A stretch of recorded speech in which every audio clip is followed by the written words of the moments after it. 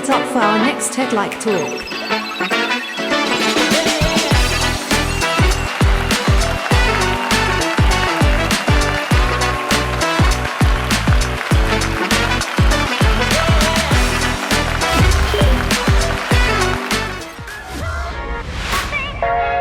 Let's give it up for our next TED-like talk.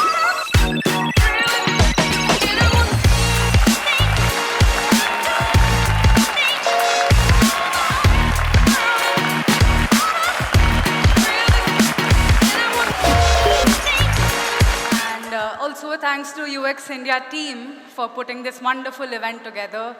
It's been truly a pleasure to be here and hear so many different perspectives from the other speakers so far. Today, we would like to add one more to the list and talk about making delightful enterprise experiences. So, Shruti and I are both working as designers at Ericsson. We are working on enterprise products. So, you can say we make tools for Ericsson by Ericsson. But before we start, I want to know a bit about you guys. Anyone here works in the B2C domain? Consumer applications? Okay, great. Anyone here working in enterprise tools like us? Oh, that's a surprising turnout. Usually it's the other way around, but great. Now I want you to think about the tools that you use at work. What comes to your mind? Design tools, probably. Everyone must be using design tools. Any other tools like Jira for project management? Okay. There are some tools specifically to mark your leaves or access your pay slips, anything like that? Great. If we think about it, our evolution from ape to astronaut has been inherently linked to tools. Being natural problem solvers, we have been designing innovative solutions since ages, solutions that make our lives delightful.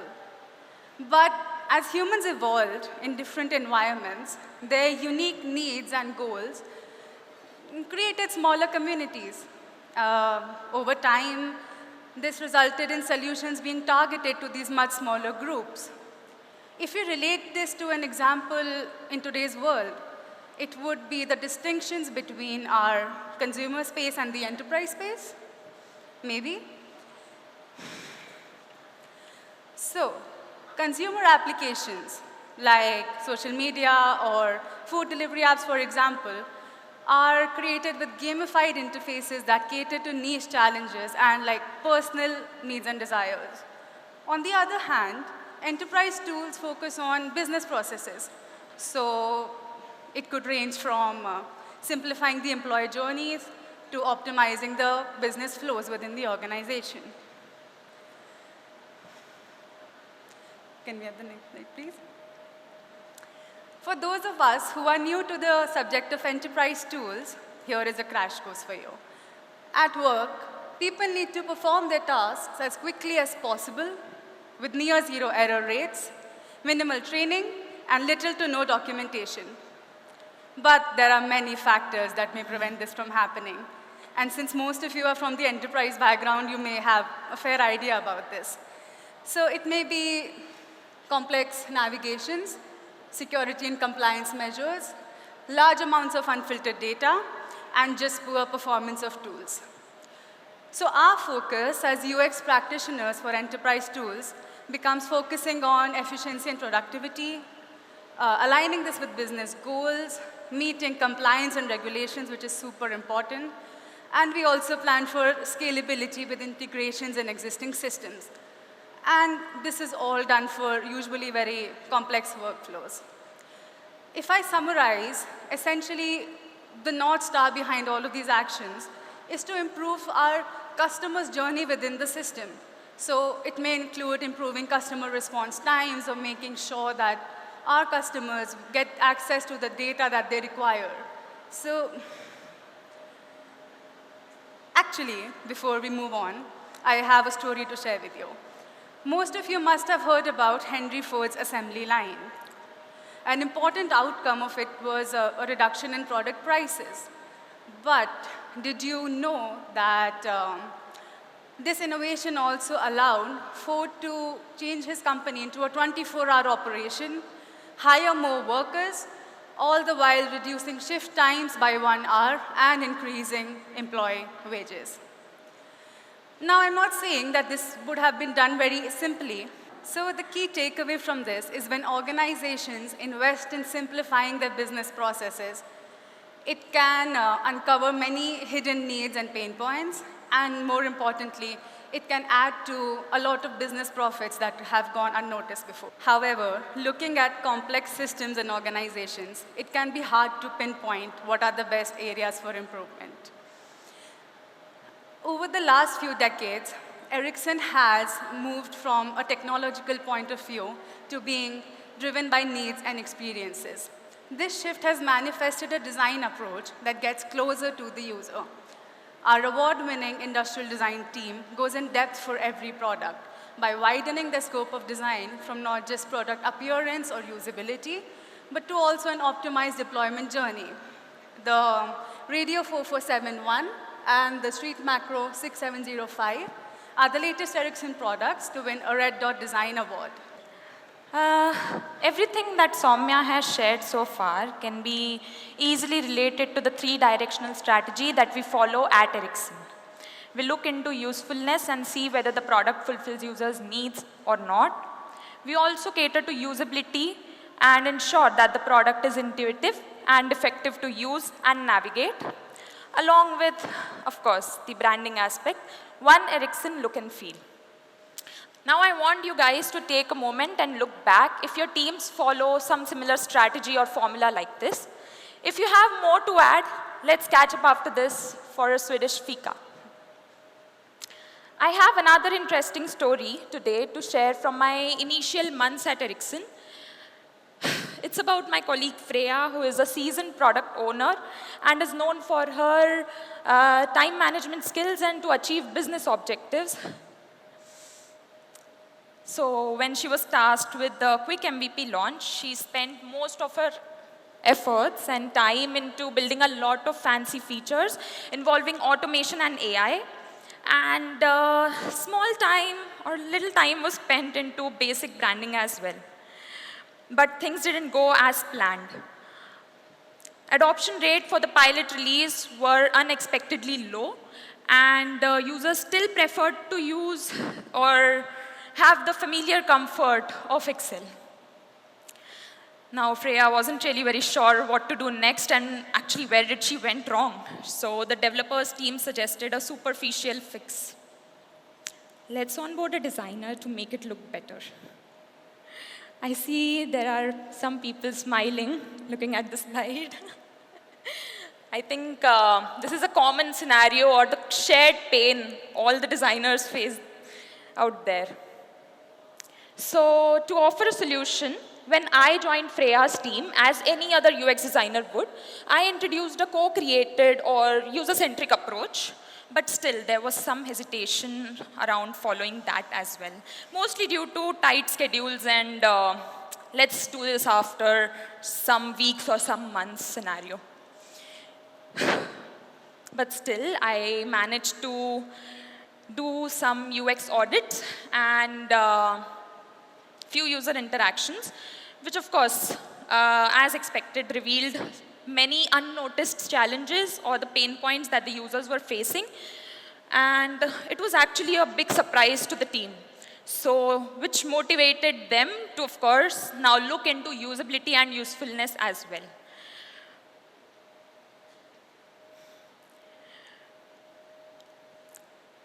But this happened in my initial months. Do you know what happened few weeks back?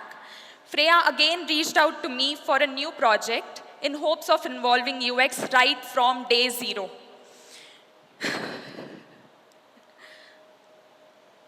This time we merged design thinking process and product development lifecycle together to embrace co-creation and address right problems at right time. But how did we shift from making just mock-ups to influencing or having a seat at the table to influence key decision making? This shift was not easy, and it was not a, one-night journey. So our team at Ericsson, design team at Ericsson, have on our collective experiences, have identified top 6 mantras, which I would like to recommend you guys today.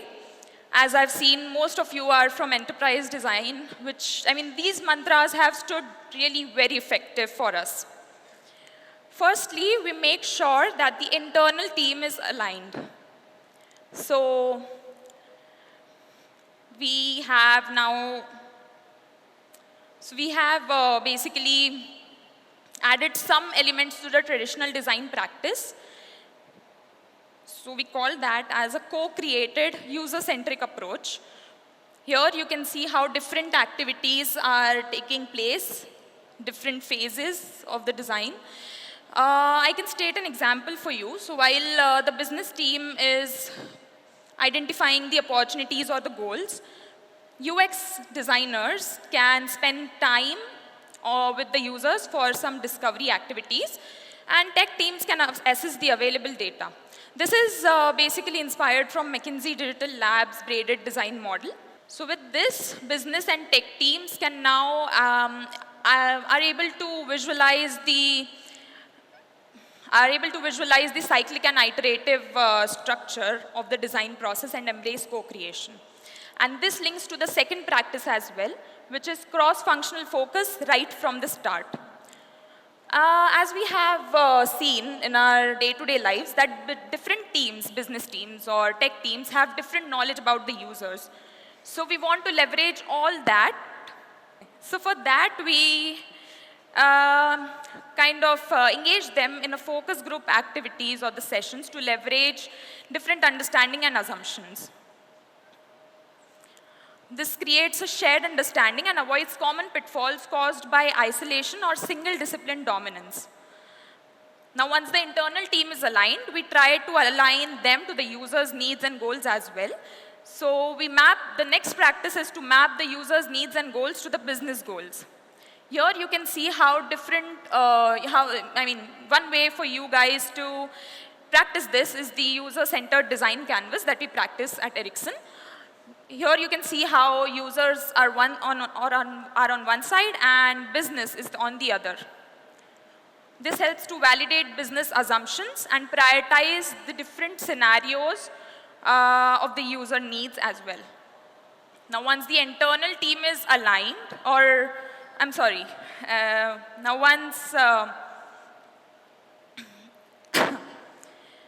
first 3 practices work great when we are engaged in any product or a project.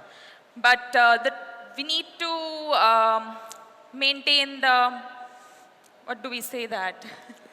Maybe weave UX into the company's culture? Yeah, exactly. And for that, we organize activities that boost our visibility. We have introduced various strategic initiatives. For example, we have introduced this approach, how to make our workplace better, where we have invited around 300 of our colleagues and engaged them in a design thinking process, which has not only raised awareness, but also have fostered collaboration right from day 0.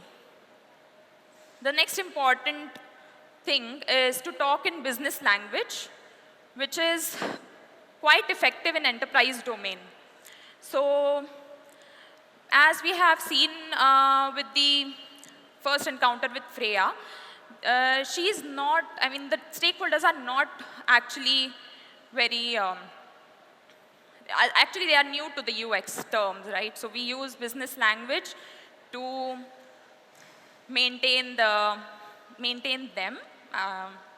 So we use basically usability test, for example, instead of UAT type tests.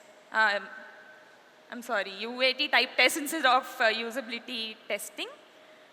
And the last practice is to maintain a strong design nexus. So we try to engage or organize sessions or conferences with the different colleagues at Ericsson, different teams, which not only helps us to upskill, but also to bring share knowledge or foster collaboration. I have seen a lot of young designers yesterday and today as well. You might not be focusing on stakeholder management, team alignment, or co-creation right now, but it's actually really very important to see that in enterprise domain or enterprise setups. Yeah, I think Shruti has pointed out quite well. It's no surprise that we're all looking at upcoming technologies, and AI is a hot topic right now. So, but, you know, for our design team, an important question actually becomes, when we have AI-powered systems, how does that change our users in a way, like how are they perceiving the product, or how do they see the product?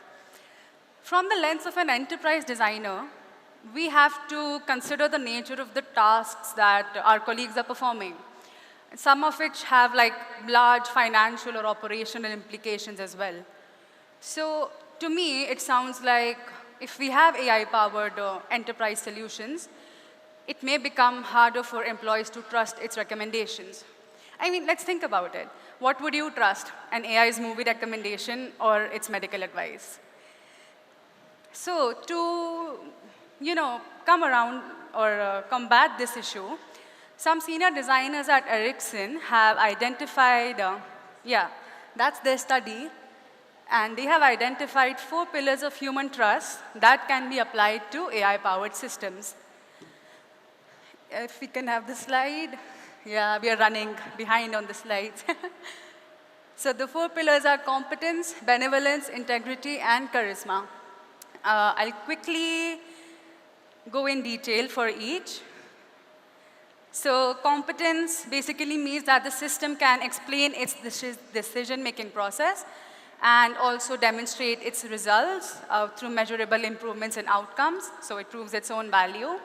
I can share an example. So here you can see it's a screenshot from one of our prototypes. And it's demonstrating explainability with the why is this suggested dialog box. So the users can track what criteria or data points have been considered for an AI's recommendation. Moving on to benevolence and openness, it's just about that if a user is interacting with it, they should feel that they are in control and they're able to modify the AI's actions and input their own suggestions. If I show an example, I'll be quick about it. You can see that the users can edit information inside those boxes, and it is kind of a flowchart of what will be done. Integrity is, I think it's the most important one. Is the system should set realistic expectations of what it's there for, and it should, you know, explain what data is recorded and where it will be used. For example, oh, this is an interesting one. You can see the top probable scenarios. There are 3 recommendations, and all 3 of them have their own probabilities and the outcomes. So these are, we have one more, which is charisma, which is about visual appeal and tone of voice. And I guess this is something very near and dear to us as designers, and we all try to take care about it. So these 4 pillars are something we wanted to share, and you may use them in your own tools when you are adopting AI into your systems. They have also been implemented in a suite of applications called RApps, which is the winner of the Red Dot Design Award for 2024. I will end now because the time is up. Please feel free to connect with us, and thank you so much for your time. It's been a pleasure to be here.